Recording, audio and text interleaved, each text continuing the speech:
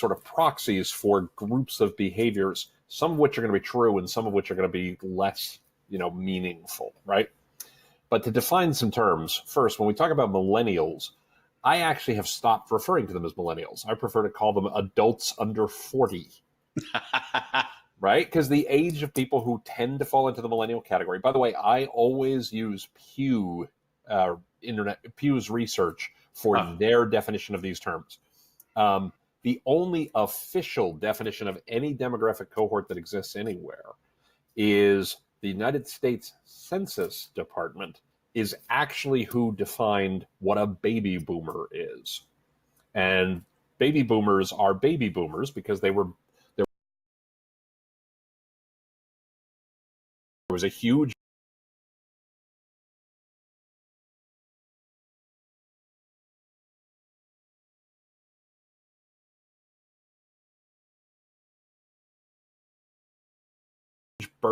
boost in births following World War II. So baby boomers were born between 1946 and 1964 that were then followed by the baby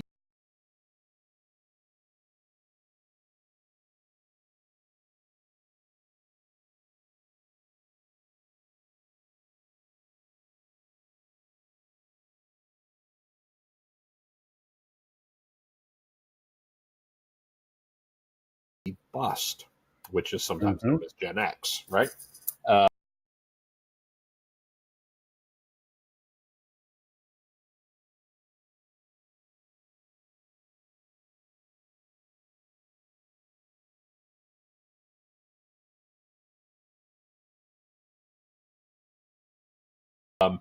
But only the Census Department only recognizes one group, and that is boomers.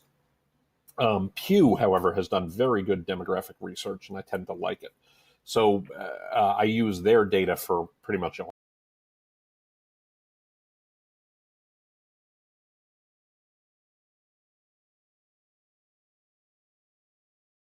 of this stuff.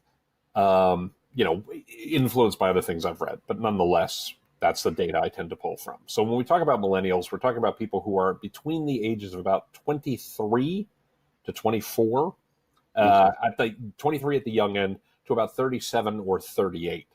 So we're talking about adults under the age of 40. When we talk about millennials, we really mean people who are post-college for the most part.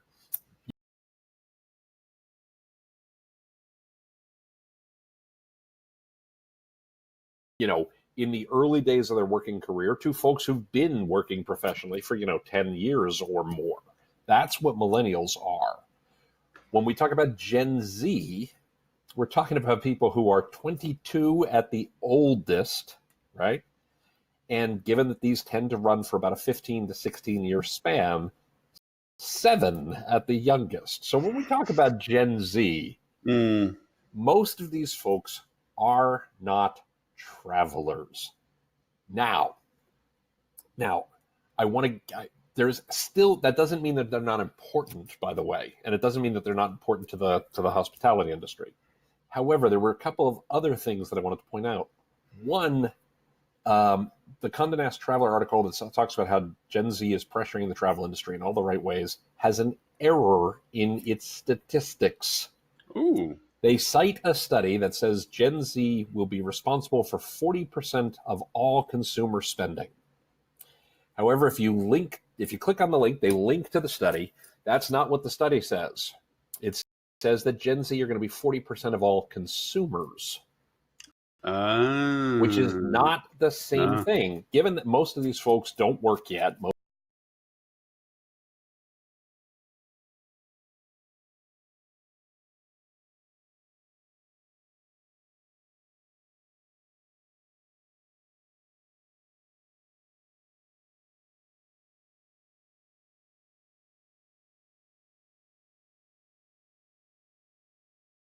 also probably have less money.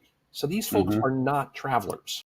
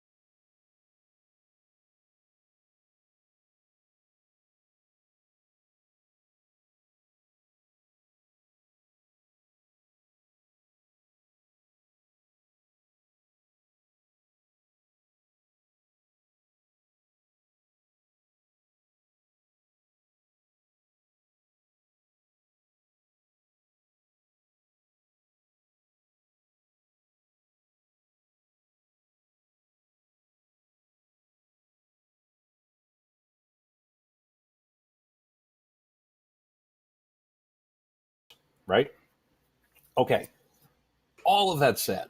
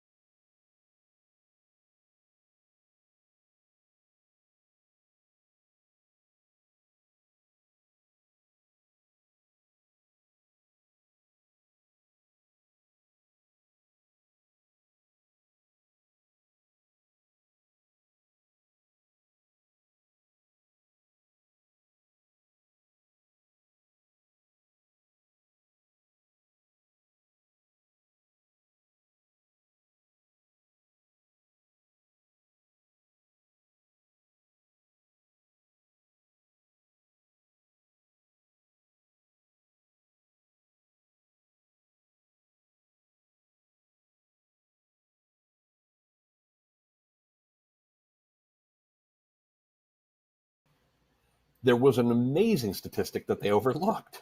And anybody with kids will know this. Anybody with, young adult children will know this. The original study said that Gen Z influences about $4 billion in discretionary spending. Right? Now think about your next family vacation, right? Do your kids have any input into that whatsoever? Oh gosh, no, they just have to do whatever the parents tell them. They have no Ha influence ha whatsoever. ha ha ha. Right.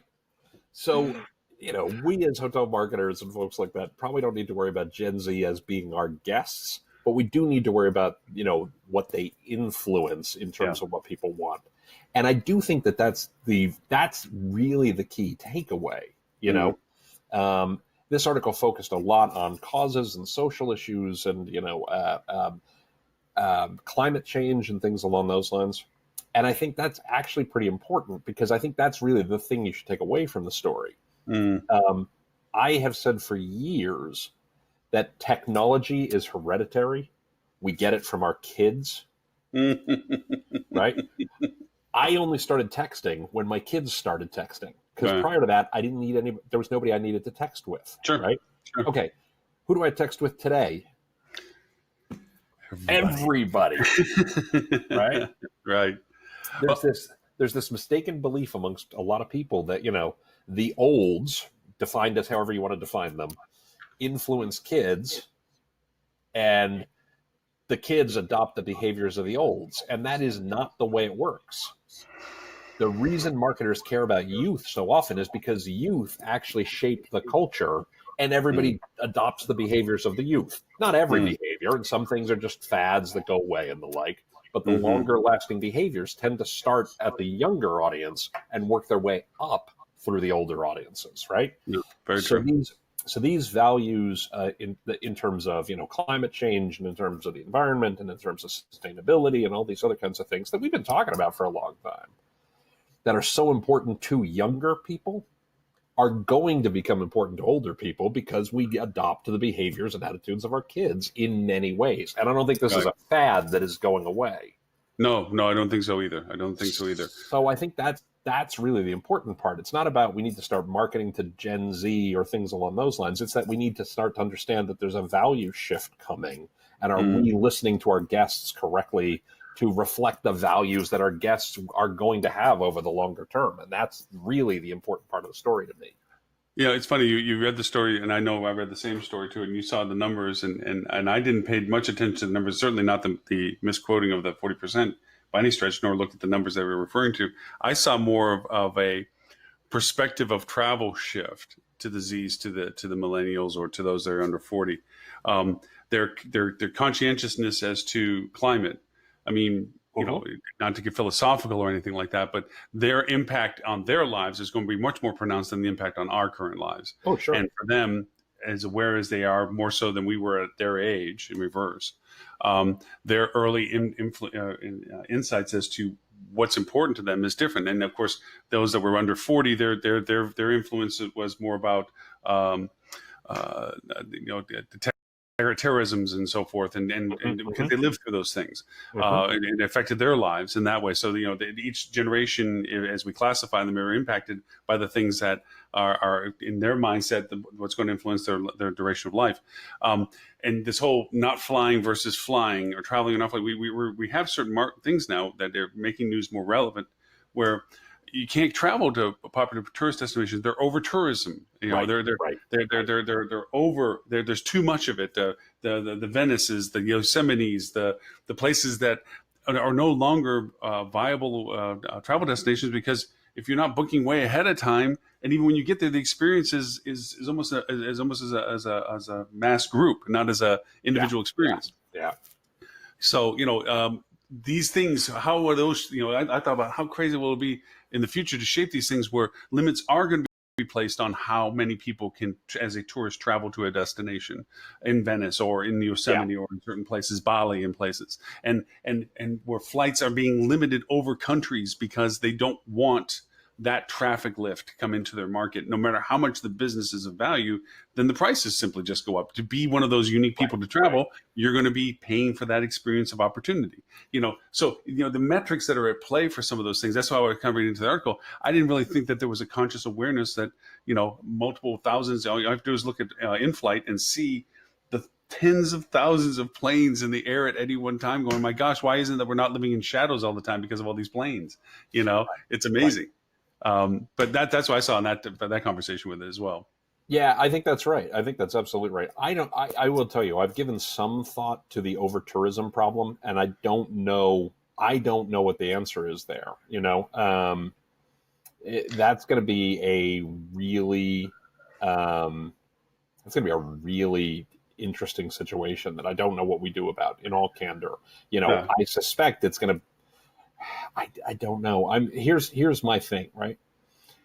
I don't think we're going to get away from flying. No.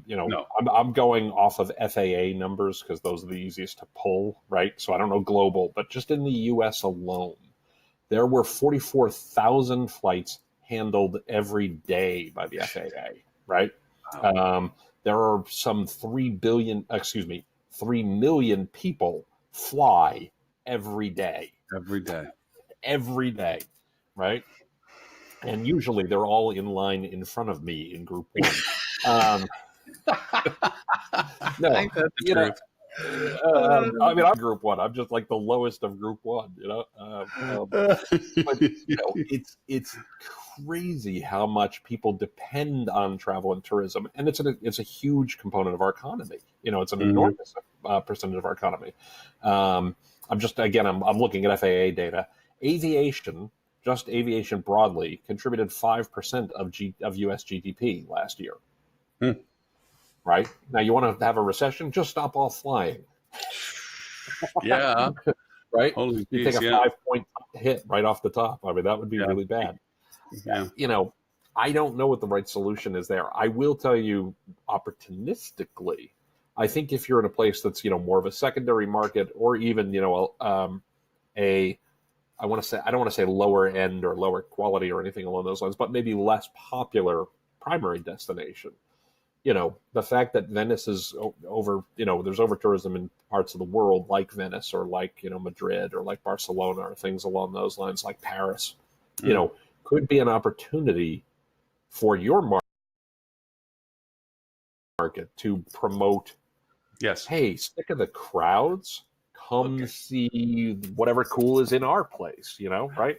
I got an interesting split in the road here. I was going to drop in that article about the summer trends, how bipolar it seemed, based on our conversation about Z and millennials, and the bipolarity of some of these percentages of who takes vacation and doesn't take vacation, how they perceive vacation. We can go that direction now, since it's connected to the Z conversation. Or I had something that was totally off the rails from what Robert had sent. I, as you know, being a tech geek, I'm enthralled with 360 video. It is just this amazing thing. I had a fundamental paradigm shift in my perspective of this recently. I always have been of the belief with a 360 camera that I'm making 360 videos. I'm not. I'm taking videos with a 360 camera completely different perspective. Right. Yep. Where I'm able to assign what I want the guest to look at, visually, two-dimensional or not, they can see that. And from that, I have all the toys of things, and the things that can be done with this camera answers to a little bit of our over-tourism thing in a strange way. It's a long string connection, is the ability to show in an engaging way these secondary markets, these alternatives to these primaries, these discoverable things that up to this point haven't been marketed in a way or presented in a way that people would find attractive, are now, those doors are kind of being opened because you're getting these kids on skateboards and things with these. I have a 10, and I'm not exaggerating, I have a 10-foot selfie stick. It's a carbon fiber 8-ounce selfie stick that is 10 foot long. Now, you all may I can think, say, Lauren, is of course you do. Of course you do. you think, what could I possibly be doing with something like this? I actually pulled a video clip I was going to do a share screen on, depending upon our conversation, of the craziness that a $400 360 camera on the end of a carbon 10-foot pole, or a swinging selfie stick, or a Nerf balloon that you throw, what you can do with these things and edit them on your phone in real time. And I say this from a point of contribution to hotels and marketing in general. The things you can do for yourself, even if it's not you personally, but just a team member that has an intrinsic interest in this, is crazy. So we can either go that, or we can finish off the conversation with the summer travel stats. Well, I'd like to talk about the summer travel stats. But let's talk about this for a second, because I think your point about the ability to virtualize, for lack of a better word, the experience and show people these great videos and the like is fantastic, right? Is definitely a good thing from a marketing perspective. I always not worry, but we want to be really conscious that we want to use it as a way to entice people to the experience, not as a substitute. Not as a substitute. I completely agree. Yes. You know what I mean? I'm always reminded. I'm always reminded about. Robin Williams has this great monologue, in Good Will Hunting, right? Mm. Remember the movie Good Will Hunting? He's the therapist. He's talking to Matt Damon's character and things. Oh yeah, one of the most powerful scenes in the movie. Powerful scenes. Yeah. Totally. And but this is early in the movie. They've had a disagreement early in the movie. Matt Damon's character breaks down the painting and talks to him about maybe this woman left you and all this other kind of stuff. And Robin Williams' character is taking him to task for that later. And he says, you don't have the faintest idea what you're talking about. And he says something to the effect of, you talk about art and things like that. I bet you can't tell me what it smells like in the Sistine Chapel, right? And you've never been there and actually seen it. Yeah. And I think that for all of these things, when we talk about AR or VR or any of these kinds of things, or 360 video or whatever, they have tremendous value if we use them correctly to augment the experience and to promote the experience, but not to substitute for the experience. No, I completely agree with you. Absolutely, 100%. This is not to say I don't need to go to Venice. I'm just going to go VR it. It doesn't. Right. It's not. Nor do I think that's what you're saying. By the way. No. This is. If you want to know more about your experience prior to going, and you want to educate yourself to know what to look for to not miss, that can be helpful. Or if you feel that maybe in going future tense that there's a restrictiveness as to how often or how many people can go to Venice, and you're looking for alternatives of experience, and this gives you a tool to Cinque Terre, amazing place. Yep.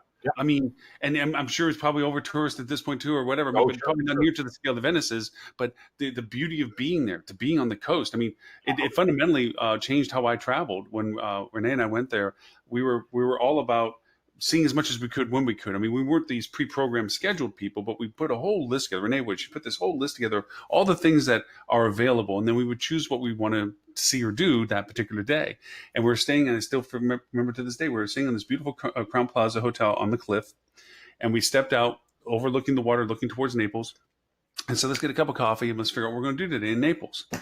And we're thumbing through the stuff. This goes back a ways. She had printed it all out, and we're going through all this. Oh, we can do this, and yeah, we don't want to miss that. Yeah, yeah. We're looking, what do we do? And oh, let's get another cup of coffee. It's beautiful here. Spent the whole day just there, just sat, and for that moment, realized it's about as important about realizing and appreciating where you are than it is all the stuff that you need to do. And from that moment forward, every travel experience we have, it is a mandatory stop. Just be there.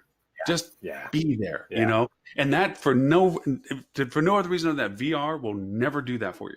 I can make it as realistic as I want to, but I know I'm sitting in an artificial space looking at what's been created for me. There's no denying what you know. And so those things, that's travel. That's the beauty of travel. And VR, but if I wanted to know what it was like to be there looking out over what I appreciated so much, to know that that's something I want to do, that's where these things come helpful. Yes. Right. Absolutely. Well, and, to go back to the Gen Z thing for a second, and I don't remember if this was in the Condé Nast Traveler article or if this was in the underlying research that they were calling out. But one of the things that was interesting about a difference in Gen Z, and again, these folks are not travelers today, and we're probably 10 years before they're legitimately traveling in any kind of meaningful numbers, right? As the primary traveler, right? Is there was a point in there about the fact that unlike millennials, less like millennials, and I would argue lots of older people too, they have begun to recognize there's some value in putting the phone down, right? Like they like to disconnect from technology too. And I can see this even with my kids, my 23-year-old daughter and my 21-year-old daughter. They're only 2 years apart. They were raised in the same house, and the way they interact with tech is very different from that perspective. There's a lot of similarities. Sure. And, also my daughter puts her phone down all the time. My younger daughter puts her phone down all the time just to sit and look at nature, So there's definitely this is going to get very like pseudo deep for a second. It's not meant to be, because I'm not that deep a guy, really. But there's this, idea of when you're faced with all the speed in the world, right? Everything's moving faster and everything's coming at you a million miles per hour, and et cetera, et cetera, et cetera. The best response may in fact be to slow down, right? To kind of pull yourself out of that stream of being, flooded with all this information and being forced to consume all this information, and say, I'm going to take a step back and start looking for forest and not trees. Start looking for the path that the river takes, and not just the onrushing river.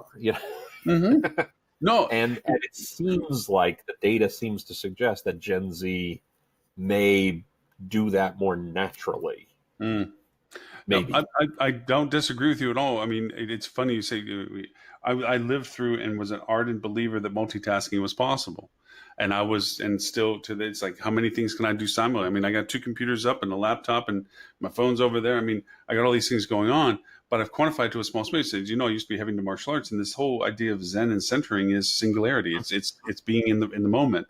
And I find myself now in a routine of going out in the morning and sitting on a cup of coffee on the patio without electronics. Just sit, enjoy the fact that I'm looking out over something pretty or something. And I think, from a hospitality perspective, since we're not a philosophical show, is the fact that we as hoteliers and hospitality-driven people have to appreciate that we have to afford that opportunity for our guests, that we have to give them the comfort that all things are being handled, that they get to appreciate the now, appreciate the here. Not that we're denying them access to things. We're not here to give them a phone-free zone and you had to put it into a safe. Right. That's them to decide how they want to restrict themselves. Right. It's about being able to give them the quality of presence that it is enjoyable. The food is tasty. Right. The place is clean. The location is wonderful for them to discover from. Whatever it is, we have to be that provider, and not to be where we're forcing them through these funnels all the time of, well, to do that you need this kiosk and this engagement and this autonomy and this, you're going to be here in this common space and share it with everybody. No, there's times that it needs to be a variation of those things. So yeah, to your point, I think well made is that there's this presence of moment that is coming up through the generational ranks that we as hospitality people have to be mindful of, that as we grow into that market, or that market grows into us, that we give them that luxury of expansion, that we're not that multitasking. Everything has to be functional for them. Yeah. Right. Yeah. So these vacation numbers, I found it very bipolar. Yeah. Well, I have a theory as to why they're bipolar, but please, because I was hoping we could talk about this article with you, because this is like bizarre. I put the link up for everyone on the show to watch so you can see it. So if you want to talk through the numbers first, I have some thoughts about this. Okay, so I'm going to hit a couple of the ones I thought were kind of opposite of each other. Okay, so more than half, 57% of Americans did not take a leisure trip longer than 4 nights in the past year. A trend led by millennials, which we might explain off as being the financial component of that. I understand that. Okay. Then, half of Americans would take a job with no paid time off for a higher salary. So half people would say, I'd forego my vacation, okay, but they would require a 48% raise for the trade-off. But I'll take half again my salary almost to do it. Which, of course, they're not going to get. But anyway. All right. So those two things kind of go together. Fewer people are taking longer trips, and they much rather take the money than they would to take the time. Those kind of go together. But then it starts going up. 1 in 3 Americans would give up a portion of their paycheck for an unlimited vacation. 1 in 3. So on the other side, unlimited vacation, while 1 in 10 employees, 12%, they said, already have it, which means you already have the ability to take unlimited time away. 1 in 10 people, 12%, but they're not doing it. 1 in 3 would want it, but then only 57% of the people would take it, that only take a trip for only 4 nights, and half of America would forego the whole vacation process. Right. Okay, so now we're already starting this way. 6 out of 10 Americans say it's important to take an annual week-long vacation. So 6 out of 10 people say we should take a vacation, but over half the people would forego it. Yet more than half don't even take anything over 4 days. Yep. No, this all makes total sense. Okay, but only 4 out of 10 are confident that they'll take a summer vacation this year. Yep. The lowest percentage. Yet, I'm sorry, I didn't hit the first stat just because I thought it was a financial one. But in contrast, from the one I just said, that 6 out of 10 Americans say it's important to take an annual week vacation, only 10%, but then only nearly 2/3 who aren't confident they're going to even take a vacation this year. Yet this summer exceeded, for the first time in a decade, how much was spent on summer vacations at $101.7 billion. At an average expense of $2,000 or more. So more money was spent this summer, yet fewer people think they can take the vacation. More people will forego a vacation, but most people say they should take a vacation. And only 4 out of 10 Americans are likely to share economy services in 2012. Well, that's that's still a growing thing, but it just, just seems there's 2 sides. This makes tons of sense to me. Makes tons and tons of sense to me. Okay, and please enlighten me on this, because you have the great ability to cut to the quick on these things, and I'm sitting here going, it's like polarity for me. I want to be fair. I've spent a lot of time thinking about this. This didn't come to me from this article. This is actually something I've been watching for the last couple of years, because it's a crucially important trend, set of trends, I should say. Right. First, more broadly. Lauren, you and I have had some debates and discussions and things along those lines about demographic targeting and things along those lines. Okay. First, this speaks to the problem with demographic targeting. This speaks to the problem with all kinds of targeting other than behavioral targeting. I want to be clear. Those other things bring value in other ways because they help you understand the why, and they can help you understand how to message and all that kind of stuff. But what people say and what people do are usually 2 different things, are often 2 different things, right? I go to the gym regularly, right? If you ask me, do I work out regularly? The answer is yes. If you observe whether or not I work out regularly, it depends a lot on the week. But I always intended to. Yes. Right? Yes, So if you ask me, am I going to go to the gym this week? Absolutely. Am I going to work out this week? Or tomorrow or whatever? Sure. Oh, but something came up. Yeah. So what I say and what I do, there's a big distinction between. People say people should take a vacation. Yes, I absolutely agree with that. Right? Oh, but I can't because I got this pile of projects I got to get through. Or, my boss is all over me about X or Y or Z. Or I just can't afford it right now. Whatever the rationale is, whatever the reason. But what I meant to do and what I said I would do and the like and what I actually did there's always diversity between those things, and Mm. you always have to look at what do people do, not what do they say they will do. Mm. And there's tons of examples like this, tons and tons and tons. There is I've probably told this story on the show before, but I love this story. It's one of my favorites. There's a long-standing belief. So Fox Television, not Fox News, but when we're talking broadcast TV, there for a long time in this country there were three major networks: ABC, CBS, NBC. Right? They were the big three. Right. And then Fox Television came along in the 80s, late 70s, early 80s, and became the fourth network, the fourth major network. They weren't the first ones to try it. They were just the first ones to succeed. Prior to Fox, there was Dumont. Prior to Dumont, there was somebody else who I can't remember because it goes back too far. But the fourth one always failed, right? Always, until Fox came along. And there's a strong belief that the reason Fox succeeded was because Nielsen changed the way it did the ratings right around the same time. It used to be if you were a Nielsen family, you filled out a journal, you filled out a diary saying what you watched. And around the same time that Fox launched, Nielsen introduced the People Meter, which actually recorded what people watched, actually tracked what people watched. And so what likely happened, according to the theory, is that when the Nielsen families would write in their diary what they watched, they would, say 60 Minutes and Walter Cronkite and, Masterpiece Theater on PBS or things like that, because that's what they meant to watch. Right. Oh yeah, I'm going to watch the sophisticated, erudite stuff. What did they actually watch? Cops and Married with Children and all the, brain candy stuff that Fox put on TV, right? And advertisers were like, we don't care what people said they watched. We want to talk to the people who are actually watching the show. And that actually led to Fox being successful, right? And that's true. That's neat. I never thought about that, but yes. There's tons and tons of examples like that. If you ask most people in this country, do they go to church? They say yes, right? It comes around in study after study after study. If you actually track the number of people who go to church, it falls every year. Sure. But I mean, it's also the question. I meant to go to the gym. Right. Right. Well, it goes back to the type of question. Johnny had a baseball game. He had a soccer game, right? Yeah. It's also how they, asking an open question. Do you go to church? Yes. Did you go to church once, twice, or three times this week? Right. Exactly. But even then, it could be, well, I'm going to go Sunday. Right. Even then, you have the series of interpretation. Yes, I plan on going twice this week. So yes, twice this week. Exactly. Versus if you actually stand at the church door and count people as they come in, you're going to get a different number every time. And there's tons of examples of this kind of stuff especially when it comes to values, right? What, am I watching educational programming or am I watching brain candy? Am I going to go to church or am I not going to go to church? Am I going to save versus do I actually save money? Right? What people do and what they say they'll do.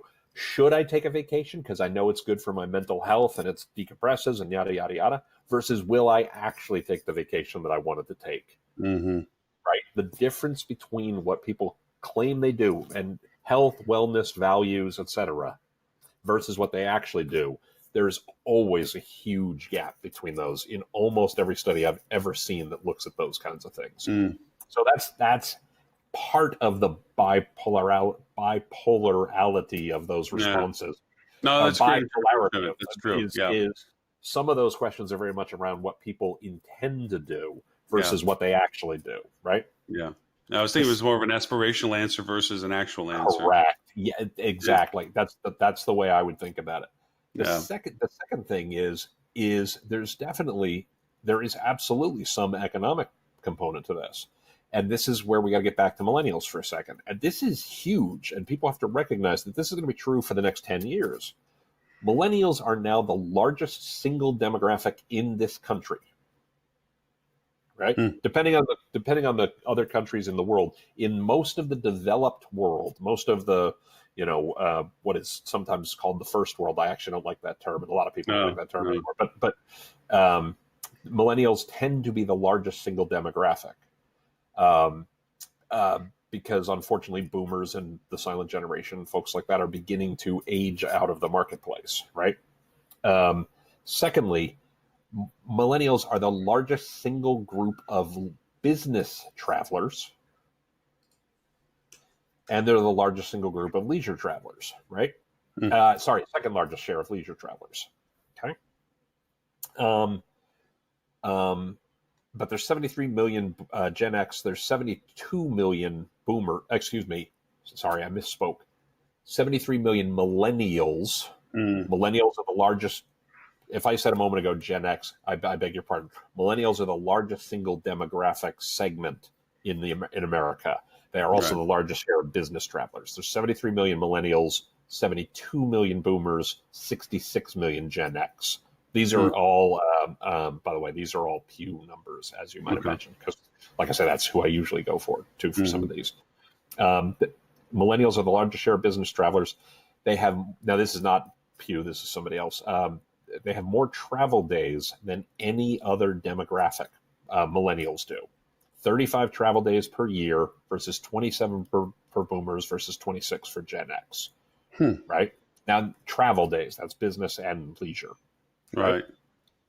And they've got economic problems. So what they tend to do is they tend to do a lot more bleisure travel, right? Where they add on time. This was what people say versus what they do. So I want to make sure this is a what people say answer, not a what people do answer. I don't have a what people do answer on this. Okay. But on terms of what people say, millennials, 81% said they probably will add extra time to a business trip versus 56% of Gen X and 46% of boomers. Now, that's a big difference. That's a huge difference. Why? Because they're poorer, generally speaking. Right? And then the other factor is, and this is another what they say versus what they do, 50% of millennials consider themselves, and this gets to a story we'll talk about later, but 50% consider themselves travel hackers in that they'll shop around and find the best deal and stuff like that, versus 26% of Gen X and 12% of boomers, which is crazy differences there, right? It's huge, yeah. Right. So some of those questions that were coming up were things about, oh my gosh, if you'll give me half again my salary, yeah, I won't take vacation. Right. Because I need the money. Right. Now, you put me in a workplace. My wife works in a place that has unlimited vacation. Right? Does she take unlimited vacation? Of course not. She probably takes less vacation now than she did when she got, 3 weeks or whatever it was, because you're too busy. Right? And this is going to be a weird thing. I'm not criticizing where my wife works by any stretch, any stretch. I did a study years and years and years ago. We did a training thing when I worked at Schwab where we did gamified training, and it was wildly popular, right? Worked really well, except for with the folks who worked on the trading desks. They all hated it. Nobody used the training at all, right? This was all web-based training, digitally delivered, etc. And none of the people on the trading desks liked the training or used it. And the reason was because culturally, what do you do if you're a trader? Unless you're working, you're not making money. Exactly. What are you doing if you're playing a game? Not making money. Exactly. Whereas if this is training that I have to take, but it looks like work, at least I'm working. But culturally, they felt very uncomfortable playing a game at their desks because now I'm not making money, right? Interesting. Well, it is. I mean, so I'll give you unlimited vacation, but culturally, can you really take unlimited vacation? Right. No, politics, especially when you're working your way through the ladder, and you know who your competitors are and who your peers are in competition, I should say. Not your competitors, your peers in growth. And if you're out there taking twice as much as they are, and it comes time for a position that you both are going for, what's the consideration? Whether that's true or not, what do you think the consideration is going to be? Exactly, perception. It's a matter of perception for that part to it. And right. It is true. It is a golden cage. It is funny looking back. Through the growth of it. It's like when running a hotel. I would sit in front of the group and say, the person that doesn't need to be here today for this place to be a success is me. I'm the GM. If the housekeeping wasn't there, we couldn't clean rooms, we couldn't resell them, front desk, on and on and on. But I was also the least likely not to take that luxury of going away, because the perception of those that I would work for and with, and who work with me, would be like, oh, must be nice. Or, yeah, well, gee, pop in at noon, huh? You don't do those things as an example for those who are following, and you don't do those things for those that you answer to, because you want the perception of opportunity, should it come up, to be a favorable one because of your dedication to it. So it is a gilded cage. It's just the door is open, you can walk out, but you don't want to. Exactly right. So if you asked me, if I could increase my salary by 50%, and you're already doing it, and just know that I'm not going to take vacation that I know I'm not going to take anyway, I'd say, hell yeah, I would do that. Yeah, right? Give me more money for it. Absolutely. So that's where this, I think, comes into play in this data. Excellent explanation. Excellent explanation. Because I've taken a lot of look at millennials specifically and what they mean to what we do as travel marketers as we go forward. Because the takeaways that I always share with people on this are things like, we have to focus more on upsell when we talk about millennials, right? We know that they have less money. We know that they are more likely to add time onto a trip. So how do you do a good job of targeting folks who are, now this is where demographic targeting does matter. If you understand folks fall into this demographic segment versus this demographic segment, do we send the offer about upselling on a business trip to this set of folks and not to this set of folks? Because these people are are less likely to do it, and B, I'm here for business. I just want to do my business trip and then go home and take a real vacation with my family because I can afford to, versus, oh man, I want to spend a couple extra days and enjoy the place while I'm here anyway, since the company paid for me to get here. Great. Now, is it more likely that that's even better identified by their past behaviors? Of course. But in the absence of that data, can you use demographic targeting to make some assumptions at the start? Absolutely too, right? So go ahead and, if you have a sense of what their ages are, go ahead and separate it that way, right? You know what? You just gave me a moment of thought, and just an answer to a question in my head. Remember, I was telling you about my music filtering targeting, and I didn't have a clarity as to why it was impacting the conversions. Just while you're talking about, I thought this through. Okay, so I was thinking about, as you're talking about targeting based on simulation of demographics. Okay, and by the way, share what you're doing with the music thing, because this is cool. Oh, okay. People should understand what you're doing. I was doing campaigning. Twitter, of course, is a unique channel for marketing in the sense that it's a very here now. It's a very present buy. It's a big hit the red button. It's not a conversational story building engagement. This is awareness, purchase, boom, boom, boom. And one of their filtering capabilities, it allows you to select music genre and even down to artists. And I was doing campaigns for promotions for actually HSMAI, and I put a campaign in there for a short compression of opportunity for late minute registration bookings and so forth. And I just, as a whim, decided to flip on the music genre filtering and pick a few categories of music genre. And it literally tripled my initial conversions on the same campaign. And then I picked artists within those genres, the Taylor Swifts, the Kelly Clarkson's, whatever. And it doubled even again on the tripling of that. So it was this huge, and nothing else changed. Messaging didn't change, content didn't change, frequency didn't change, nothing changed other than the fact that I was isolating out different filterings for exposure to the messaging that I'd already been putting out. And I had no answer, and I still don't have an answer, but I have a better lending to some of this. When you're talking about this, I'm thinking, well, one, my first response when you first started talking about it was the other thing we don't mention is that millennials, or those under 40, have the largest student loan debt ever known to history. Yep. Trillions of dollars of debt. Yep. I mean, that includes everybody else as well, exes and everybody else, but the debt structures there. So for them, answering some of that, I much rather take the money now to get out from underneath this. So time I can have the choices, like you were saying, the amount of time spent on travel days is so much lower for baby boomers. Well, first off, they don't tend to expand their business travel with leisure dates as much because they can actually take leisure dates because they're on a different cycle. Okay, they can go, hey, screw you, I'm going to take my family vacation. Thank you very much, because in about 5 years, you're going to replace me anyway. So for them, they're on that cycle of, you know what, no, I am going to take vacation time and not Exactly. build up my business time. So I was thinking about all the rationales of interpreting the Well, numbers. and by the way, the oldest of the boomers would, no offense to them, I mean, just a statement of fact. The earliest ones were born in 1946. They're 73 years old. They're probably retired anyway. They're probably traveling less because they're not doing business travel. And when they are traveling, it's pure leisure, right? Pure leisure. And they're on the fixed incomes and so forth. So they're pre-structured as to what they're going to be doing and how they're wanting to do it anyway. Exactly. And on and on and on. Yeah, there's a whole mix of stuff as to why. It's just not a single thing of I'm still working and I'm not going to expand my business travel.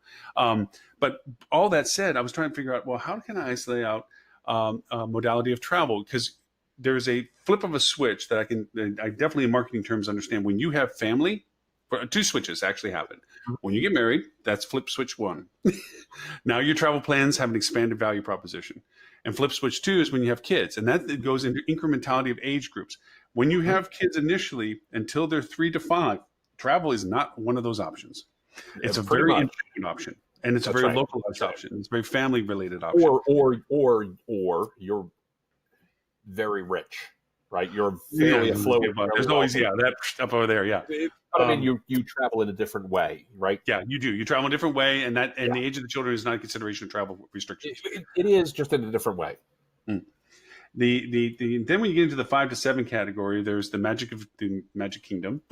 There's the magic of those things. Orlando does become the happiest place on earth. And there's I threw another article in about Universal's new expanded park, but that's one that Robert didn't throw in. But the new park that's coming that way. Sure. But in the first new park since the late Universe. But cool. And then there's the 7 to 10 where the magic is still there, but the engagement is higher. And then there's the 10 to 13, which is the last remnants of dad and mom still know everything, or kind of mostly everything. And then after the 13, where they don't know anything and I don't want to be near them thing. So, but anyway, but that whole progression thing. So I'm thinking, it's like, well, how could I isolate demographically because you can't bias your marketing, okay? But to isolate out the young traveler yet to be married, who wants to add that one extra day, okay, to their business travel. To say, you know what, I'm in New York. It's not on my dime. I would never be able to afford New York. I got too much student loan debt. Business got me here, but if I stretch it a day, I'll take it, and I'll hit the Freedom Tower. I'll hit the Statue of Liberty. I'll hit whatever it is I wanted to see to do. Right, exactly. How do I want to hit those? How do I want to target them to get them that shoulder expansion? How do I want to get them that one extra day to it, right? And music is what I just thought about. I was like, son of a gun. If I genre out music by age, but when the artist became its peak, Boys to Men and Backstreet and all those are a certain age group. So too is Taylor Swift. So too is whatever.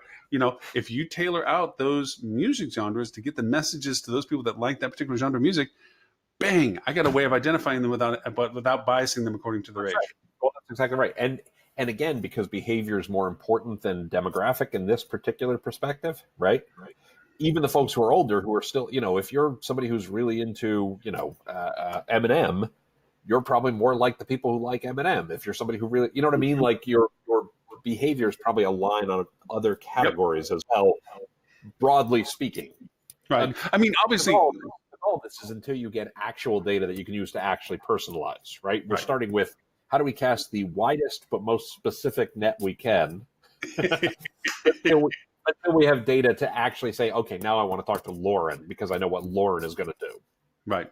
And I mean, content driven also. I mean, obviously, if you're talking about nightclubs and nightlife and things, you're talking about a genre of interest. There's still content segmentation you can do. But music, I mean, wow, what more of a scalpel can you get? There is genre and there are artists. And those are, yeah, exactly. Mr. Guitar Man. But yeah, so no, thank you. That gave me a neat insight. I'm gonna start doing a little A/B love with that on some campaigns. Yeah, absolutely. See if there's a difference to it, because, like I said, I've been inspired with what Ed and Stuart are doing in the sense of conceptualizing, answering the first and most fundamental question, which is time. What time are you interested in traveling? Once that happens, and I understand that, I can identify content that may be more relevant to you based on that first question being answered. Exactly right. Because it's going to play a role from a behavior perspective, right? I'm acting differently. Am I ready to buy right now? This is something that's kind of fallen out of favor a little bit in B2B marketing, but was big for years. Sales. account-based marketing, sales-driven stuff was something known as BANT, right? And Yep. And I can't remember what the B is now. I really should remember what the B is. Oh, duh. I know exactly what it is. This was a useful proxy to qualify leads, if you were in B2B sales of any kind, right? And it was budget. How much do you have to spend, right? Remember, this is important from B2B. Authority. Are you the person who can sign the contract, or do I need to talk to somebody else who can sign the contract?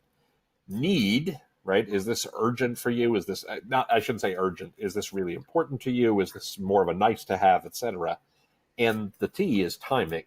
Are we going to close this deal this quarter, next quarter, this year, right?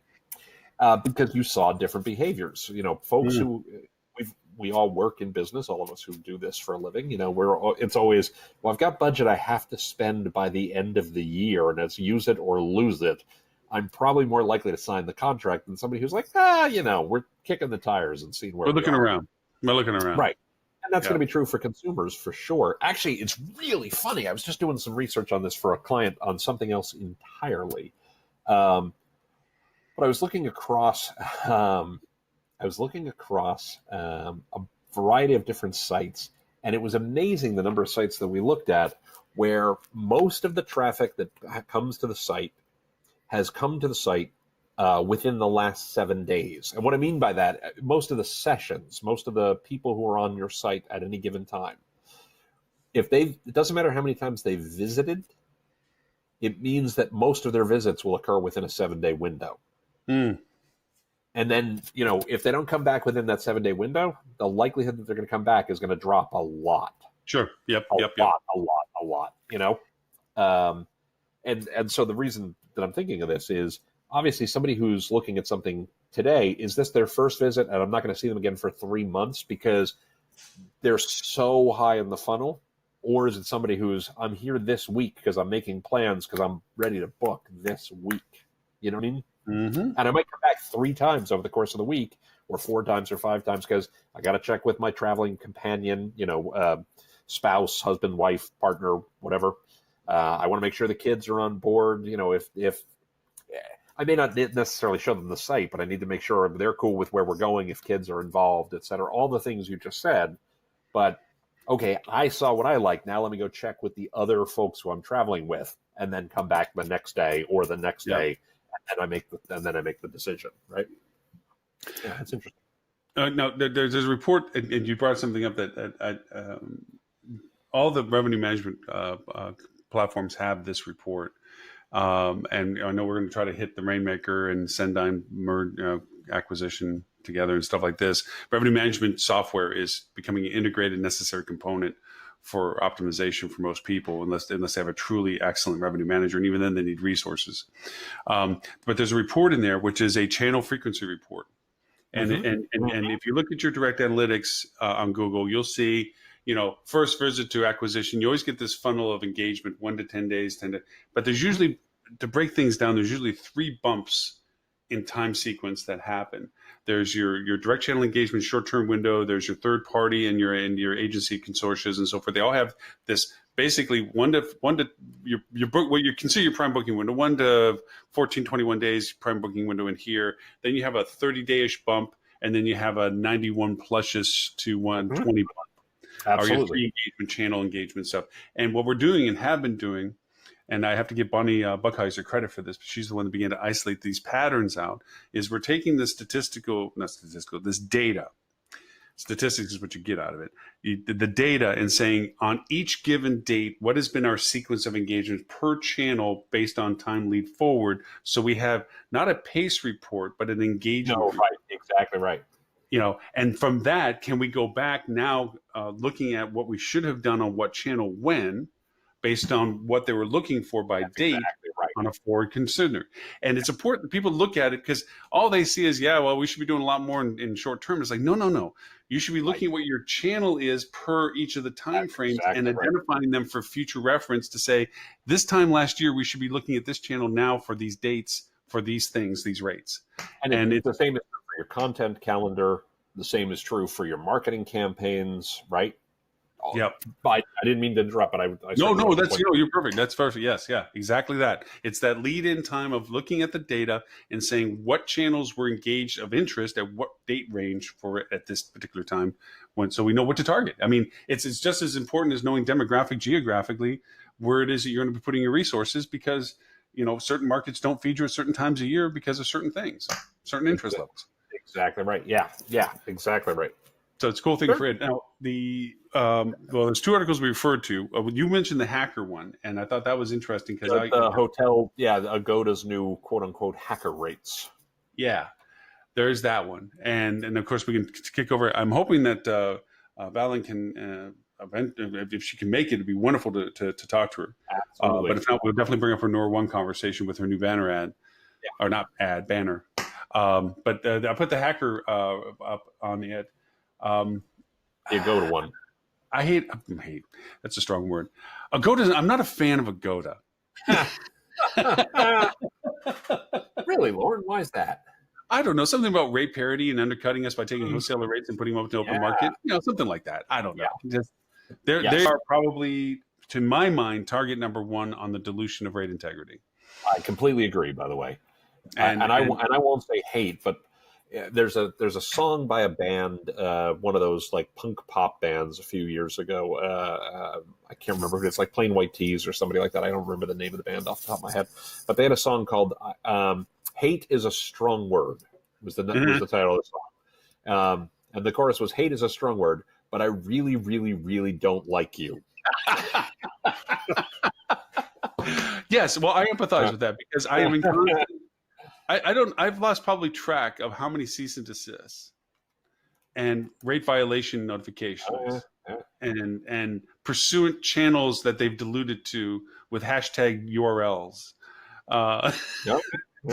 that they've sold the inventory to, that I've been fighting with of where the hell that rate came. And you have to end up booking it. You end up losing the monies, but at least to discover where this channel came from. And it all goes back to a well beginning with the word Agoda. And so this a method of room hopping, hacker room hopping, it seems right up their alley. I mean, it's one of those things where sure I'll change rooms because I'm going to super mesh, and I think the point of the article, and I don't mean taking any thunder from what you might say, from a hotel operation point of view, there is a difference between clean and vacant and room ready and stayovers. There's a cost function variance to those. From taking somebody that checks out, to just stay over where there's a certain cleaning level that isn't as thorough and a reset to the room as somebody that's checking out. And so now I have an increased operational cost. And the article did point out that there's an operational cost to this. If I'm going to move out of one room into another room, the guest may think, well, hey, that's no sweat off of you guys because the room had to be cleaned anyway. No, your room being re-cleaned by you staying in it has a different cleaning cycle, a reduced amount of cleaning cycle, cost time to the housekeeper, amenities, and everything else than it is for you to go into a clean, ready room. Right. So I'm not in any way a fan.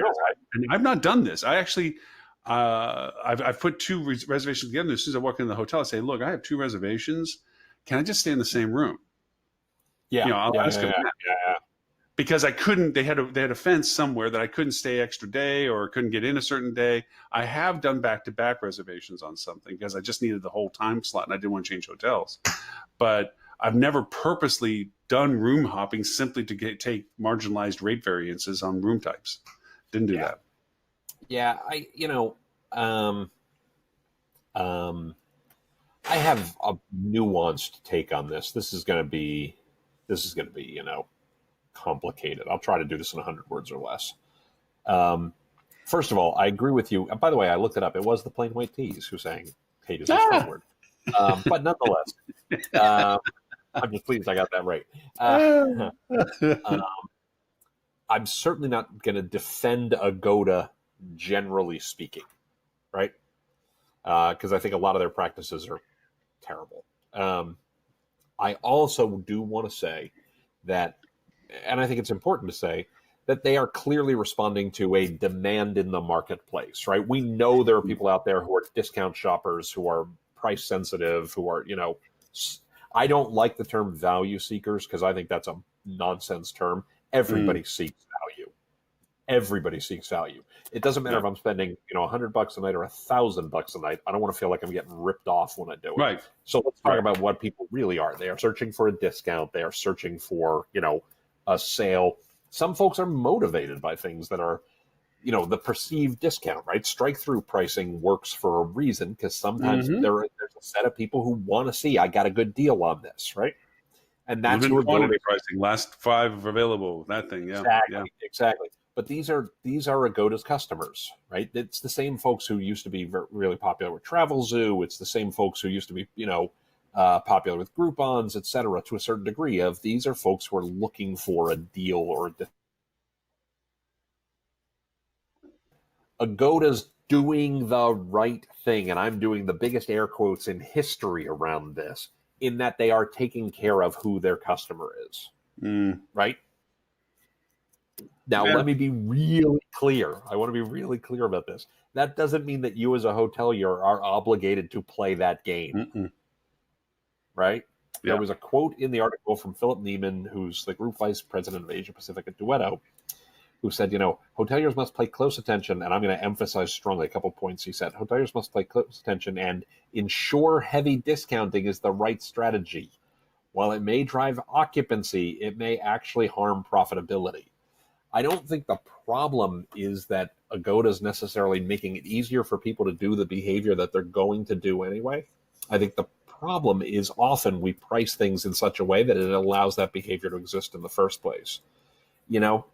If you've got deeply discounted inventory because you've got a legitimate, let me say that a different way. If you have 4 consecutive nights that are distressed inventory, and you're not selling them as a 4-night package for a really discounted price, you're probably pricing it wrong in the first place. Right. Exactly.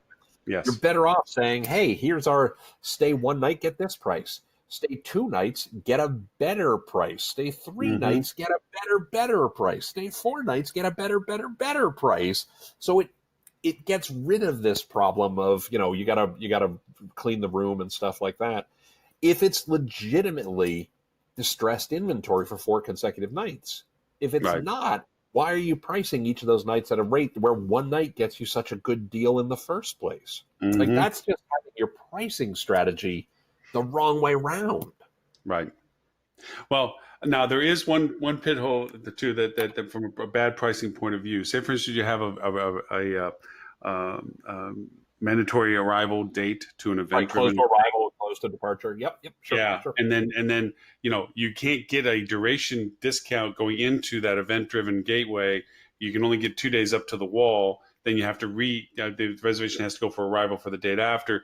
So you have to, you buy your couple days ahead, and you have to buy the day after because you have to have an arrival date for the next reservation. Arrival date restrictions are very sharp two-edged sword. Correct. Where you think you're preventing some things, but you're also catalyzing other things. That's exactly right. You got to be careful when you make that fence. That's a hard fence. That's better to make it a soft fence where you're looking to reward arrival than it is to close arrival. So yeah, it's a tough one to figure out on those sometimes. Yeah. But and that's kind of the point I'm trying to make is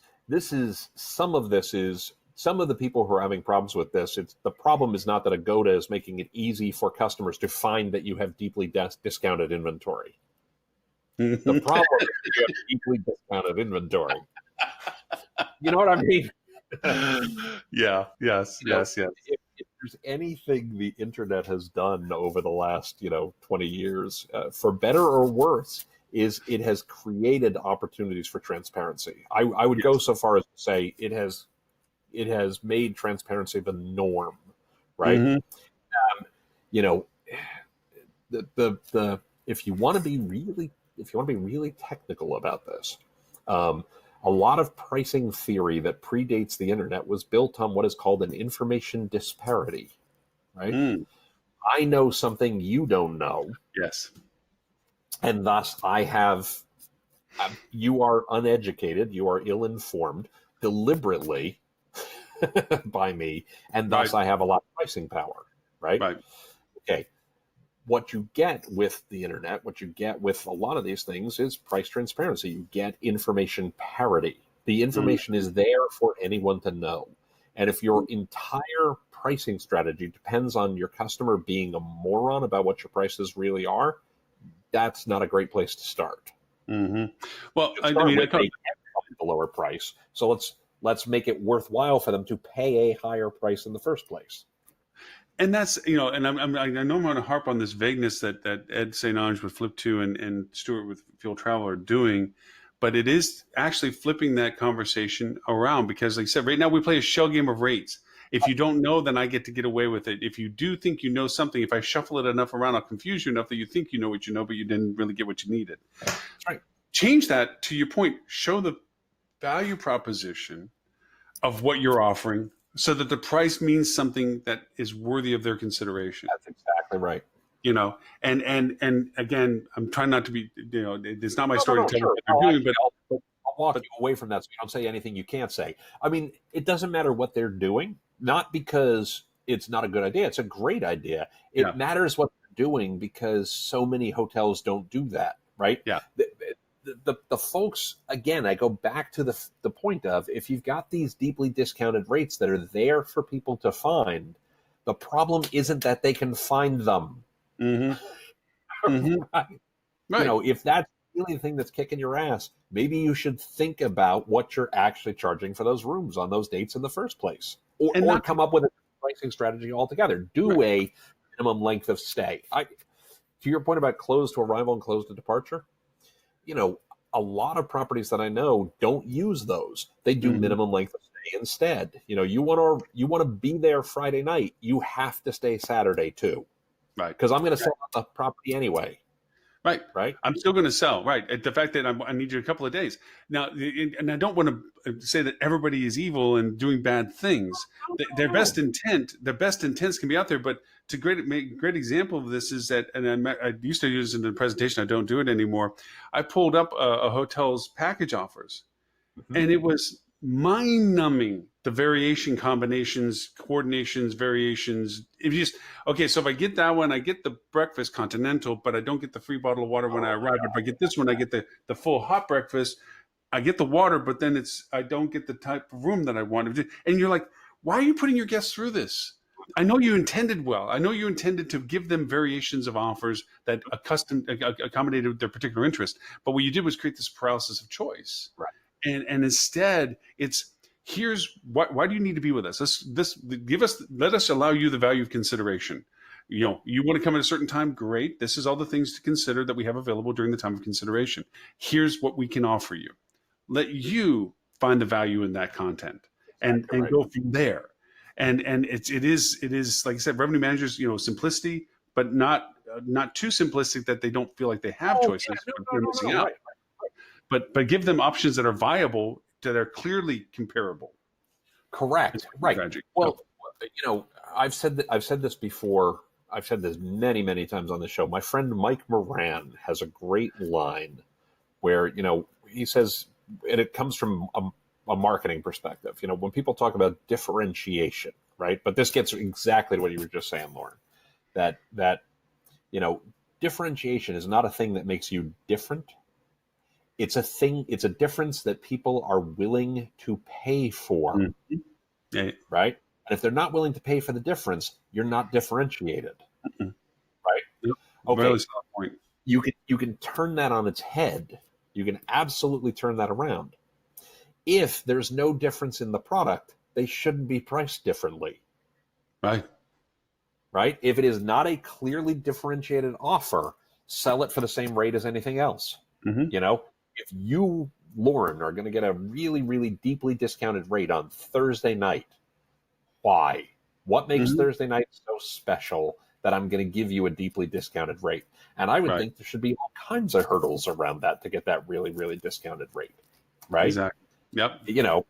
And if literally Monday, Tuesday, Wednesday, Thursday, Friday, I have these, minimum length of stay, one night, super discounted rates, well, that's not a hurdle at all. Of course, people are going to find that and figure out how to put that together into their own package that works for their needs. Sure. Of course it is. It is.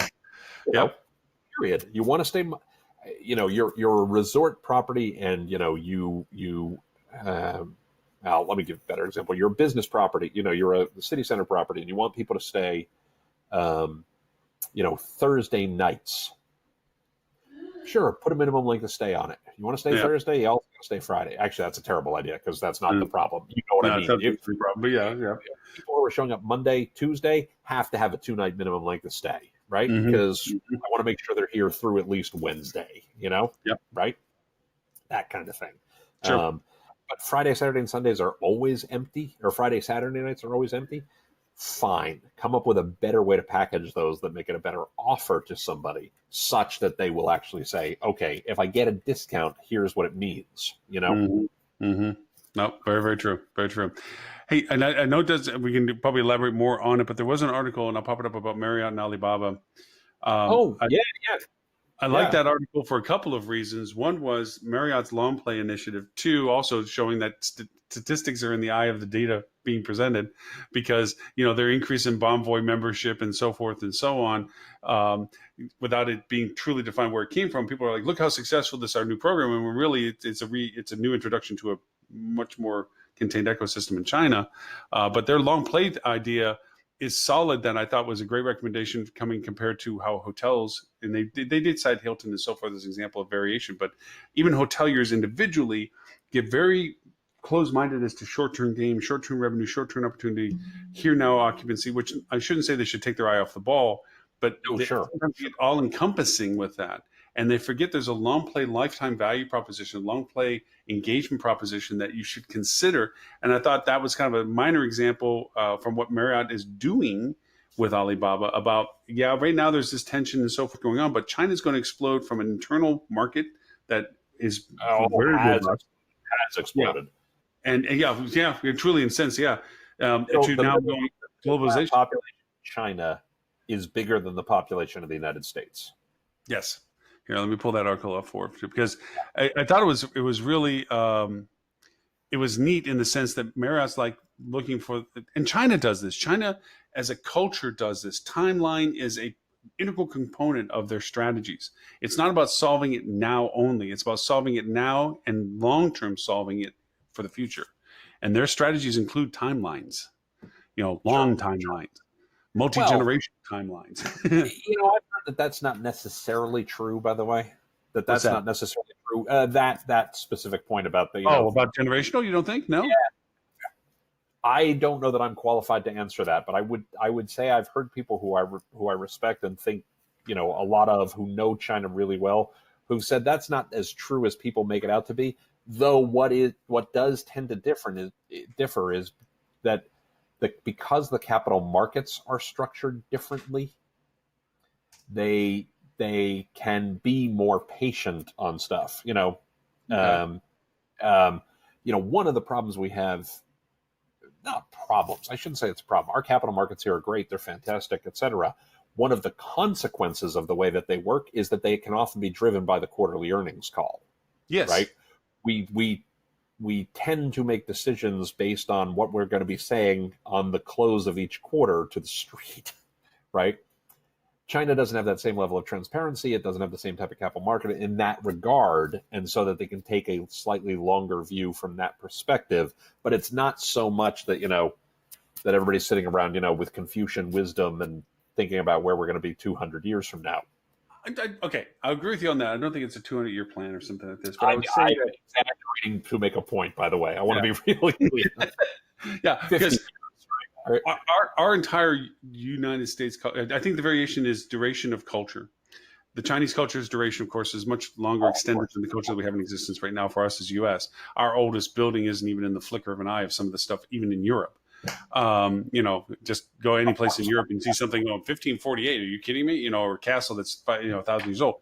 And it's not because of the duration of the buildings, as it is a testament to the acknowledgement of the culture's history. By the way, the Anasazi people of the Southwest would have a strong counter argument to that. I'm saying the United States took over those people.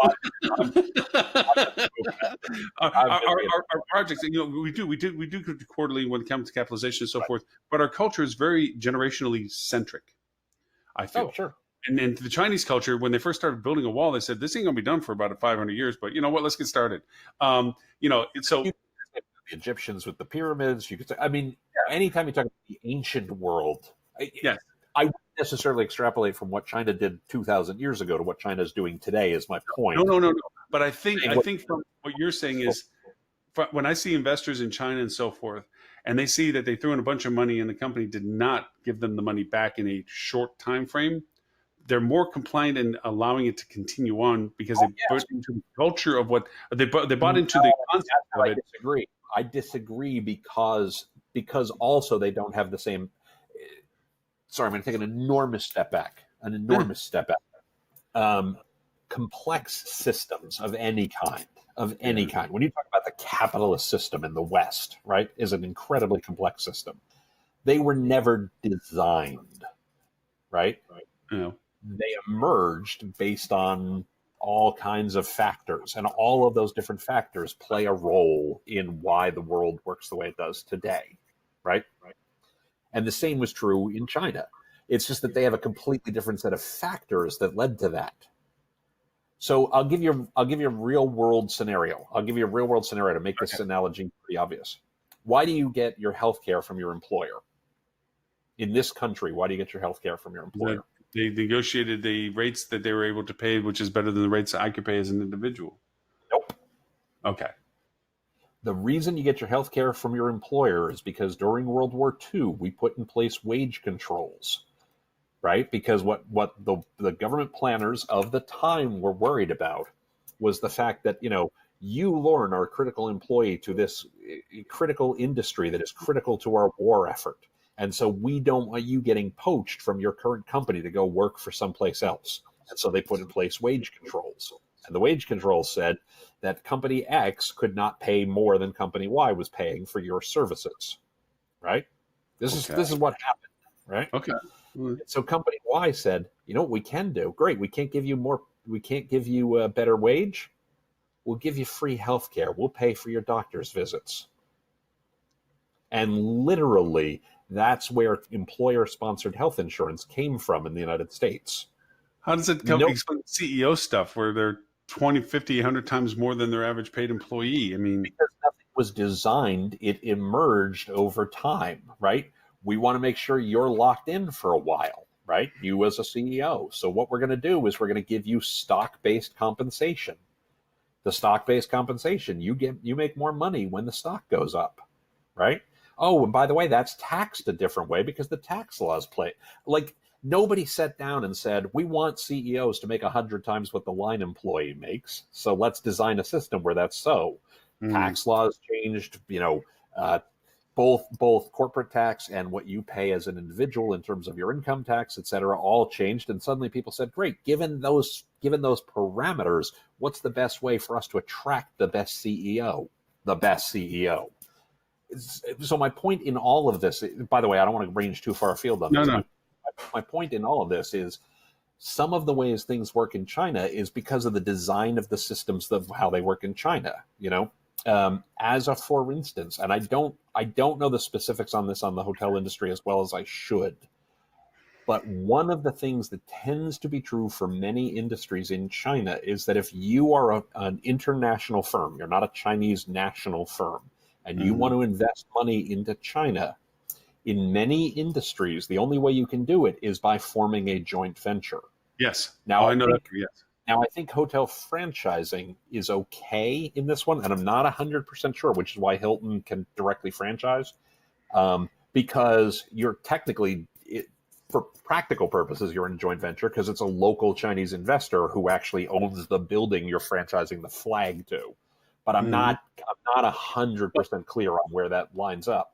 My point in all of this is what Marriott's doing is one way that it's taking advantage of whatever the rules and restrictions are in terms of how you get in place in China.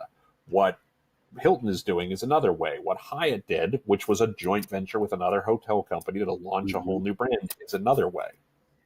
They're all looking for what's the best way to work given the constraints and the realities of the Chinese market and Chinese regulation and all those other kinds of things, which nobody invented. It grew over the last, let's be fair, really the last, 50 years or, I'm sorry? No, it's 90s. I'd say until the 90s, wouldn't it, when you said until the 90s? Well, yeah, but the 90s grew out of the 30 years that came before that with the Cultural Revolution and things along those lines, right? I mean, the point being... Yeah, it's stepping stones, yeah. It's all stepping stones that led to a place where the best way to enter the market tends to be with partnering with joint ventures and things along those lines. And Marriott's saying, we can get all this data. Well, they can get all this data about the Chinese consumer that they probably can't get here because there's different privacy laws. Different, yeah. What I mean? The ability to do business in China for business in China is astronomically different than what is for here in that sense by all stretches of it. And yes, to your point, I mean, I even just know from relationships that we've had in China, you got to have a bank. Your money has to be in the bank in China for what you're doing in China. And there's lots of things about that to this point. I think some of the fun things was that one of the other things I noticed too is with Alibaba is being able to put them into, was it Frisbee? Freebie, being able to make that and Marriott downplaying that it's not a channel distribution. They consider that direct channel, and it does create to me a gray zone question is like, if you're paying less than an OTA negotiated percentage, does that qualify as it non being an alternate channel at that point? Well, I think that matches your costs. I think the question there, and if I can, tie this back to my larger, stranger point of complex systems versus, simple systems. I think it's a whole question of what's direct versus indirect depends on a lot of factors.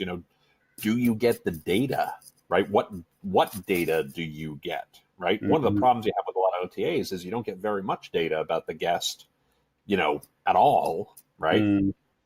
Even the email address gets tied to, the OTA and the like. So there's multiple things I would look at when I talk about a direct channel versus an indirect channel. I think there's a lot of different pieces you should look at. I think that this is a direct channel based on what I've read about it. For the near term, the question is what are Alibaba's commitments to Marriott that they can't turn off that channel, that they can, what I mean? Like, who controls access to the customer in the longer term? Right. It opens up a question of whether or not I would consider it truly direct versus indirect. But that's, that's probably stuff. I think you hit it right on the head. I think who can flip the switch to close the door or open the door, or even if it can be closed, is really the definition of whether it's a direct channel or not. I mean, plays a role. Yeah, because I think that has a key component to that process to it.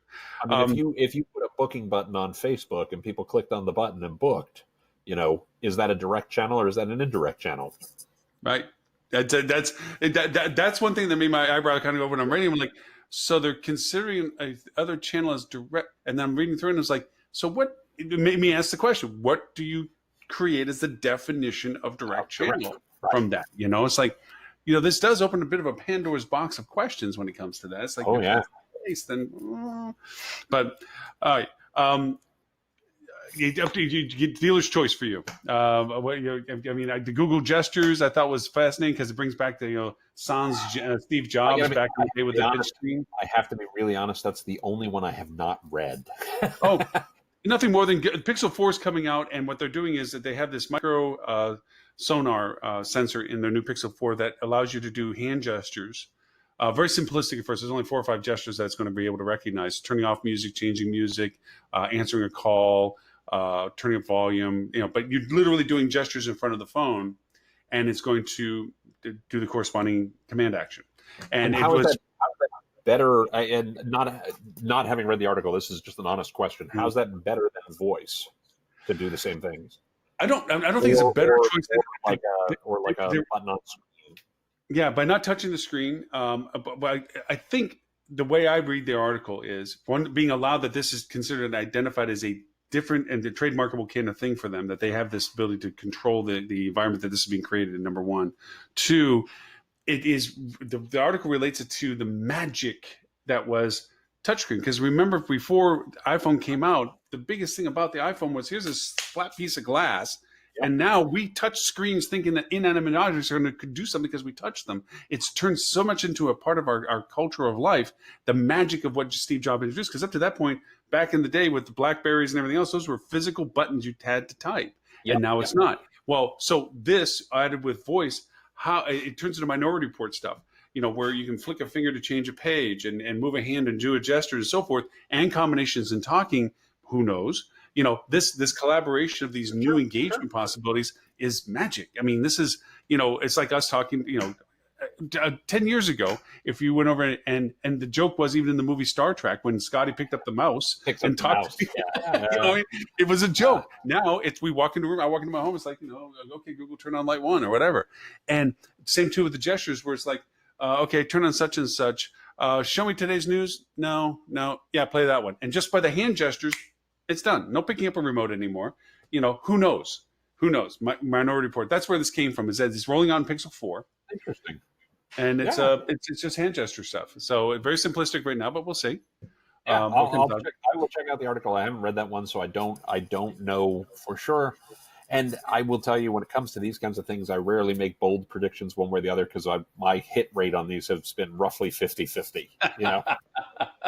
Right? I'm like, who knows? Yeah, probably a good idea.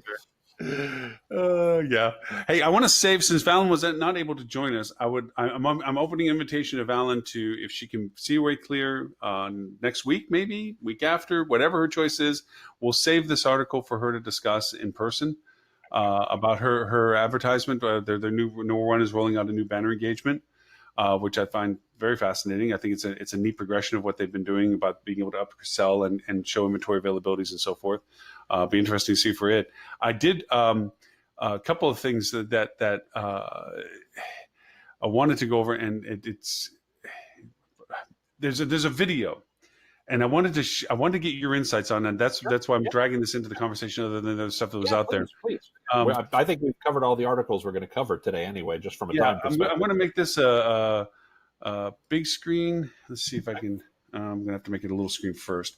Let me do a screen share of this. It's only a minute long, and literally it is. We can go a little bit as one. It's okay. I just in the interest of our viewers' time and your time and the like, we probably can go. Not we go too much forever. longer. I would love to see. Like I said, this is as much therapy as it is enjoyment of all right. So let me explain why I'm putting this up. And this is from a thing called Diva Japan.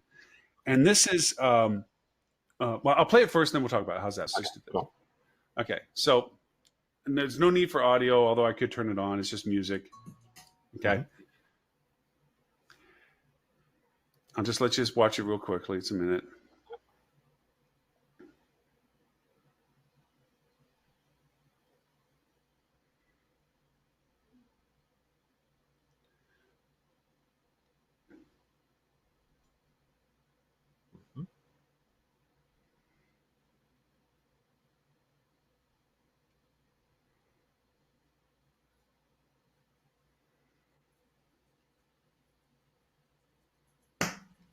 That's it. Okay. How to visit. It'll actually walk you. Now, this is called hyperlapse. What is called hyperlapse? I'm not sure what you mean. What the video is doing right now, accelerating the timeline, where everything's in faster speed. Oh, I'm just seeing. It looks like just what I'm seeing is a photo and then a photo and then a photo. I'm not seeing anything at any kind of speed. Oh, okay. Here, let me get back out of this, and then I'll change back out of sharing the screen. There we go. Stop the infinity screen. Stop. Okay. What it basically did was it was a 1 minute video, and this is for I think strongly for international travel first. There's other reasons for this later, but it's a 1 minute. How do you get from my hotel, or how do you get from the train station I'm telling you to go to? Visually bringing you there by accelerating the timeline. That's what's called hyperlapse. Is accelerates the timeline so that you do the entire duration walk, but in 2 seconds. Just so if you want to pause and see stuff, whatever. But it does it in a very hyperlapse kind of way, and then it brings you to it. It's like, hey, look, this is the little dinky door you go to. This is the stairs you go down. This is to tell you if there's a chair available. This is how you order. Totally. This is okay. But for me, what I thought was interesting about these contextual pieces is from a hotelier or destination or whatever, is the ability to help your guests with more than just exposing them to, oh, well, take the New York subway. Okay. Yeah, I can totally. tell you for a fact, my first experience of getting a ticket on a kiosk in a New York subway was less than freaking pleasant, because I got a bunch of New Yorkers behind me who are like, what's this bozo here? What the, hit the goddamn button. Oh, I know. Get the hell out of my way. Speaking of somebody who does that very regularly, I do understand. And it's funny, the first time you do it with somebody who's not from there, the fact that it is completely alien, nobody knows how to do it. I went to Washington, D.C. not long ago, just a couple years ago, which I've been many, many times, and I tried to take the metro. Yep. And I travel on the subway all the time. I take trains almost everywhere I go, and I couldn't for the life of me figure out how to buy a ticket to take the metro. Yep. Because it was just different enough from what I'm accustomed to that with no helping guidance. So yeah. No, I think this is a great idea. Do I get the plastic card? Do I get a paper card? Do I want one all day? Is all day? How long of a day? Well, and it was things like, do you want the $1 thing? Do you want the $5 thing? Do you want the $20 thing or whatever? I'm like, so one zone, two zones? Right. I'm like, I'm going to this. I know I have to get from this station to this station. I don't know which of those gets me there. Right. Like nothing made it clear what those were. Right. So for me, it's like, look, you can put content onto your site that says, hey, look, to get to us when you arrive at the airport, go to the train station, take this green line. That's all great. But I guarantee you, and I do this regardless, I go out, I have to go to Google Maps. How do I get from there to there? How much walking time? When I get there, okay, green zone, whatever. If you did a little video that showed me walking down to the train station, going up to the ticket, and then and with text, I don't need audio. I mean, most of this stuff is just visual. If anything, I might be doing it on a phone while I'm looking to go over to the kiosk. Where I was like, okay, when I get there, I'm supposed to hit that button. Okay. And doing something that's just very short, not storyline and this and just, and then accelerate, because the hyperlapsing, which I guess you didn't get to see, where it's, I'll send you the link, and I'll put the link in for the YouTube as well. What my 360 camera stuff does, it does hyperlapsing, it does slow-mo. It does this bullet thing, and there's all these crazy stuff. Is it gives you, the hotelier, the power to help your guest engage with you in a way that is meaningful, and doing these little snippet things, like if I'm going to go to the festival. I've never been to the festival before, and bring me from the door of the hotel to the festival gate. And then when you get there, show me real closely, like, okay, they're going to go over, and this is the ticket options. This is what you want to buy. If this is what these are the choices. And then, layout is to the left is such and such, to the right is such and such. Give me a feel for it in a very brief period of time. I don't need a big story, so that I feel comfortable making a decision about it. Absolutely. And I think it's so cool right now is that we have that power. This isn't about hiring a camera crew. This isn't hiring, super expensive things. Yeah. Well, and this isn't taking room shots and stuff like this. This is just functional content that is engaging and helpful on a platform that people use. Lauren, I say this to people all the time. And since we're going to be heading into budget season, here in the fall, what I tell people all the time is whatever your budget is for imagery, double it. Mm-hmm. Doesn't matter what is, double it. And if you're doing no video, make sure you're putting some budget in there. And if you're doing some video, double the budget there. Budget, by the way, could mean part of somebody's salary to go out and do this with an iPhone. It doesn't mean you have to budget for a camera crew and all that other kind of stuff. It just means that you have to make sure you're allocating time and resources and the like to do some of this, because it's incredibly important. Probably another thing I've said on this show before, I can't tell you the number of website redesigns I've done in my career. I have lost count. It's a gazillion. It's tons, right? Ranging from, refreshes and rebrands to full on tear the thing down and start over. And in many of them, we have done qualitative studies that ask people, what's your biggest problem with the website? And the biggest problem with the website before we do the redesign consistently is cannot find the content I'm looking for. Yeah. Right. And the biggest problem after the website redesign consistently is cannot find the content I'm looking for. because so many different people have so many different questions. It doesn't matter what you do, and this doesn't mean you should stop trying by any stretch. No, by the no, way. no, no, no. It means we're always going to there are always going to be people looking for more content about the very question that they have to ask. And if for those clients, for those businesses, for those hotels where you have things that need even the littlest bit of explanation, I think this is a great way to do it. You know what I mean? And you always have something where this could be a valuable add to answer questions your guests have. And tying something what people call and ask your concierge, your front desk about constantly. The more content you have to answer those questions, nothing else. You're lowering your cost to get the call. You might also be getting a great customer experience, which is even better. The reason concierge existed because of the lack of discovery opportunities, and now you can amplify and augment that. And going back to some of our earliest conversations about the age of the traveler and the duration of their travel and the amount of money they spend on their traveling, and if in fact people are traveling less for shorter periods of time and spending less money, then it goes to a question that all hoteliers have to deal with. Am I looking for occupancy or ADR?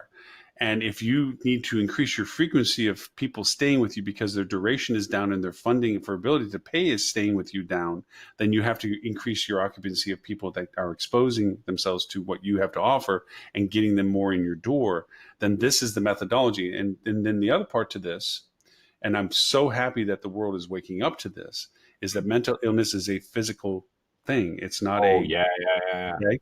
And anxiety, depression, all are modifiers on people's choices. And travel is an anxious thing, especially into the unknown. As exciting as it is, the other edge of the sword is the anxiety that it creates. And so if you can bring that anxiety down, and I'm not saying, I've talked a lot about being on the soapbox about special needs travelers, but if you can understand that the more you can create comfort for somebody, it doesn't turn into a rate issue with you anymore. It's about the convenience of knowing how to navigate and less uncertainty staying with you because you have given them content that they feel makes them feel good about knowing where they're going to be, how to get there, and what to do from there, more so than just hoping that they got the other research right and hoping that it really is a 2-block walk. You've actually shown it to them, or you've given them that content. So it's valuable content value to people and their travel decisions. Absolutely.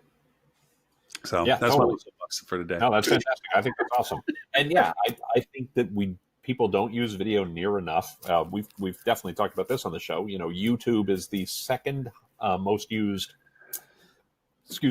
The second highest volume of searches of any search engine after Google, right? So, there's a lot of opportunity there as well. I could not agree more. It's one of the most how-to things. It's one of the most how-to things. So why not create your own custom how-to? Get them from your door to whatever it is that you're talking about. And again, going back to time of travel, if you start targeting your content to the time frame that you are representing the people's interest in, if it's ski season, if it's next month, and the content's about the things that are happening next month or in ski season, like how do I go to my lift station? Where do I buy a lift ticket? How do I buy a freaking lift ticket? I'm first time skiing, man. I'm going to be doing the bunny trails. How the hell do I get a lift ticket? How do I get on and off a lift thing? Even if you don't create the video yourself, linking it to a video of that lift station to show people how to get on and off one of those bad boys. And if you've never done it, it's a little nerve-wracking when you first do it the first time. Sitting there waiting to hit it, comes around from behind you. Yeah. So all those things, if you give that information based on the time that they're interested, obviously they have no interest in the lift station if they're looking to stay with you over the summer. So don't put it in front of them. Put it in the time frame that they're interested in. It makes sense because it's not about room and rate all the time. It's not about how the paint job in your lobby, it's about what you represent as a value proposition to them for you to be considered for. Exactly right. Couldn't have said it better. Sounds like a great note to end on. Yeah, I was about to say, there's other articles that Robert sent. Well, of course, they'll all be in the show notes as well and so forth. And like I said, Valen, open invitation if you were watching, if you didn't get the chance to meet with it, come on board, that we would love for you to come in and introduce and talk about the new program that NOR1 has, as much time as you want about it. And but for everyone, Robert, Ed, Stuart, they're having fun. And Holly. Absolutely. We should do that soon. Yeah, you know what? Yeah, Well, actually, I have been, so I can't really complain because between going to Europe and then taking RV adventure to Key West and then taking a boat ride up the West Coast. I really can't complain much about. Okay, fine. Well, then apparently I'm the only one not having any fun. Well, now, are you? HSMI has their Curate program coming up at the beginning of September. I will be there in September for sure. Over at Boca Raton, Florida. Be over there for that, and then I'm out of Phoenix doing it. Oh, I'm doing a test. I'm doing a live broadcast of a workshop out there, and Very cool. should be interesting to see if we get a on-air attendance of the workshop that isn't physically in the city itself. It should be interesting to see how well we get that out there and stuff. And then other events for APAC, their rock program is rolling in. Take a look at their website. The campaigning for it I just started it to roll out for it. And EU is coming around with their sales and marketing. So that their new events coming around for their lunch series. And gosh, Washington, D.C., I'll be speaking in there, following your footsteps. Actually, Calvin's speaking in September, but you were just out there. So I feel like I'm following your footsteps. I'll be speaking to them in October on convergence training. And